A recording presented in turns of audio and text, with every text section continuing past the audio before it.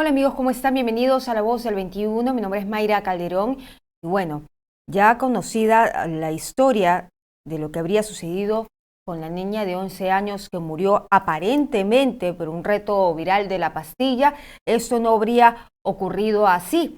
El caso ha dado un giro radical y lo que se ha revelado tras los resultados de las últimas investigaciones es que se descarta que la estudiante venezolana haya sido víctima del reto viral de TikTok en el Colegio de Independencia. ¿Por qué? Un programa dominical ha señalado que la niña habría experimentado convulsiones en el patio de su escuela, lo que ha llevado a las autoridades del colegio a trasladarla al Centro Materno Infantil Tahuantinsuyo Bajo, que se encuentra a 6 cuadras de distancia del colegio. En ese lugar donde se le brindó los primeros auxilios y se atendió a la niña, se le aplicó diazepam por vía endovenosa, con la finalidad de detener las convulsiones que la menor presentaba, según informó el coronel Víctor Reboredo. Pero además, después de que la niña siguiera experimentando convulsiones, fue trasladada al Hospital Cayetano Heredia, donde recibió atención médica y donde finalmente, desafortunadamente, falleció. Bueno, a ella antes de fallecer ya se le había diagnosticado muerte cerebral, pero para que nos explique mejor qué es lo que habría sucedido con esa niña, las posibles salidas, ya estamos conectados con el doctor en salud pública Marco Almerí, a quien le damos la bienvenida. ¿Cómo está? Muy buenas tardes, Mayra, y a todos tus seguidores. Efectivamente, en la historia contada con anterioridad había algo que no cuadraba, y ese algo era la hemorragia intracerebral. Porque como todos sabemos, clonazepam no provoca hemorragia intracerebral. Entonces, nos quedaba esa duda que nosotros la expresamos de que el que tenía que aclarar esta situación era la necropsia que se ha practicado a la niña. Y cuando efectivamente salió el resultado de la necropsia, nos dijo que lo que había ocurrido en esta niña era una hemorragia intracerebral que había luego condicionado una hipertensión endocrinal, muerte cerebral y luego una muerte biológica. A raíz ya de estos nuevos datos, efectivamente esto comienza a aclararse y es lo que ahora estamos viendo.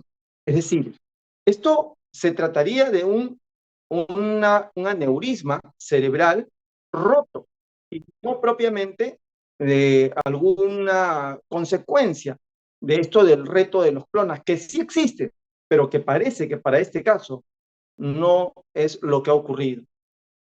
Ahora, un medicamento como clonazepam o como los que se han detallado al inicio de las investigaciones, ¿puede causar una muerte cerebral?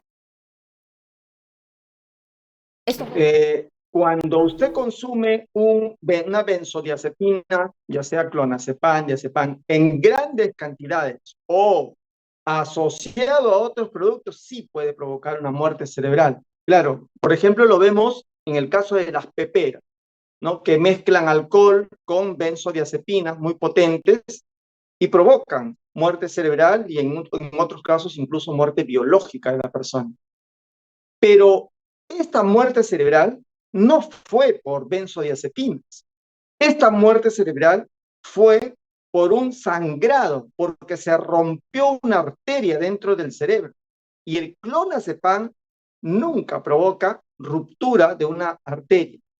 Entonces, si nos retrotraemos a lo que ahora están contando las niñas que estuvieron con la que lamentablemente falleció, ahora sí podemos hacer una unidad clínica. Dicen que lo primero que estaban haciendo es jugar vóley, es decir, un ejercicio intenso, extenuante. Luego, que lo que ha tenido es un dolor de cabeza.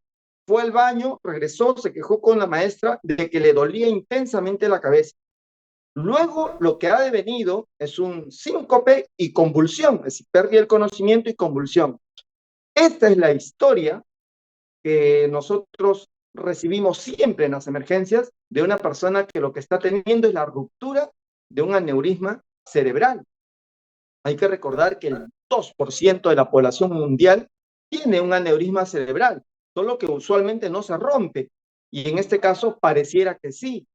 Y cuando ya la paciente ha convulsionado, es llevado a este centro de salud, donde al no hacerle la historia completa, piensan que se trata de un síndrome convulsivo, de una epilepsia. Y en esas circunstancias es verdad que nosotros los médicos usamos diazepam para calmar este síndrome convulsivo, esta epilepsia, y no se percataron que en realidad traía una historia más atrás de dolor de cabeza, de pérdida de conocimiento, de ejercicio extenuante. Y entonces, de lo que en realidad se trataba era de una hemorragia intracerebral por ruptura de una arteria. Como no mejora con el diazepam, lo llevan al hospital Cayetano Heredia, donde le hacen la tomografía y ahí se evidencia el sangrado. Y está claro que este sangrado no es por clonazepam. En el informe que el Hospital Cayetano emite, lo dice, que la paciente lo que tiene es una encefalopatía multifactorial y que lo que tiene es un sangrado intracerebral.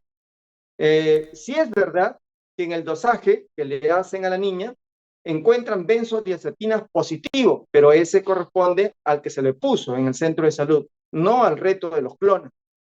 Y Muy por bien. tanto, ahora tenemos un caso que, como usted muy bien lo ha presentado, ha dado un giro de 180 grados, porque no se trataría de una muerte por esto del reto de las clonas, sino más bien por una ruptura de una arteria cerebral que podría ser un aneurisma o una malformación arteriovenosa que no ha sido detectada en el centro de salud, parece que tampoco en el Hospital Cayetano, y no ha sido descrita adecuadamente en la necropsia, porque ellos tenían que haber puesto claramente no solamente sangrado intracerebral, hipertensión intracraniana, sino tenía que habernos dicho que se ha roto una arteria, para que nos quede claro. No ha sido un informe de necropsia también incompleto. Muy bien, doctor Almerí, ¿y cómo es un aneurisma? Todos lo tenemos. ¿Cómo advertir de repente que tenemos los síntomas de un aneurisma o de que algo está pasando, algo se está rompiendo? El 2% de la población mundial tiene un aneurisma cerebral, pero claro, usualmente no tiene por qué romperse. ¿Qué cosa es un aneurisma o malformación arteriovenosa? De los cientos de arterias que tenemos en el cerebro, alguna tiene una pared que se ha adelgazado más de lo debido, es decir, una pared que a diferencia del resto de la misma arteria, que tiene una pared gruesa, esta tiene una pared delgadita y se va haciendo como un globito, se va hinchando como un globito, producto de la presión que hay en la arteria. Y claro, a medida que va creciendo este globito, que depende de la arteria, pues entonces va ocupando un espacio, va empujando neuronas. Por eso es que aparece un dolor de cabeza.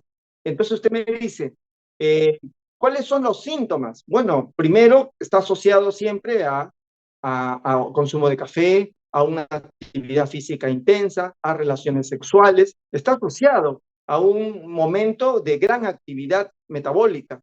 Luego, ¿qué aparece? El dolor de cabeza intenso, y luego viene un síncope y sí, puede haber una convulsión. Esa es la historia natural de una ruptura de aneurisma de aorta, perdón, aneurisma cerebral, y luego ya viene lo más dramático, que es comienza el sangrado en el cerebro, la persona entra en coma, en muerte cerebral, coma y luego una muerte biológica. ¿Qué hacer en esos casos, doctor? Si es que los niños alertan de un intenso dolor de cabeza, ¿cómo saber que se trata de un aneurisma? Usualmente el dolor de cabeza que describen los pacientes que llegan a la emergencia lo dicen de esta manera: me ha dolido la cabeza como nunca me ha dolido. Es un dolor muy intenso. O sea, no es el dolor de cabeza que usualmente a veces tenemos.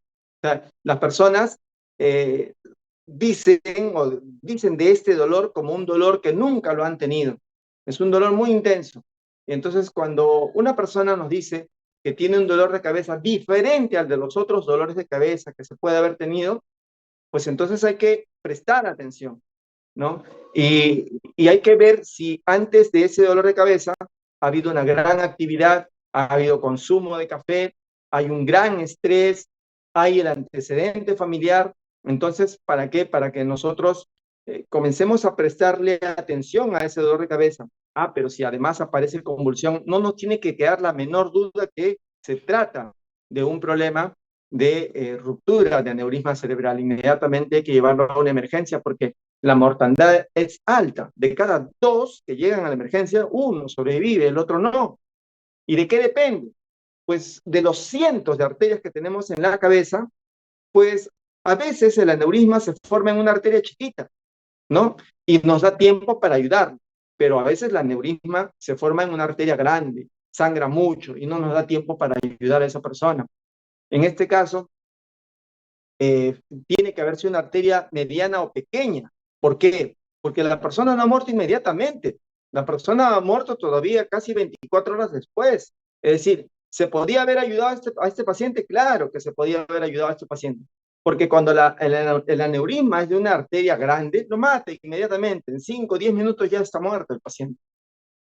Muy bien. Muchísimas gracias, doctora Almerí, por estar con nosotros en este espacio en Perú 21 TV, aclarándonos la situación y lo que habría sucedido con esta niña de 11 años, que si hubiera alertado de manera oportuna el procedimiento que sucedió con ella desde el patio, desde haber jugado vóley, luego el dolor de cabeza, quizás ella estaría con vida en estos momentos. Muchas gracias. Así es. Muchas Gracias, Mayra. Buenas tardes también. Bien, era entonces el doctor especialista en salud pública Marco Almerí, que estaba con nosotros analizando este tema que ha dado un giro brutal sobre la situación en la que se encontraba esta niña del Colegio de Independencia que finalmente falleció. Nosotros vamos a regresar más adelante con más información.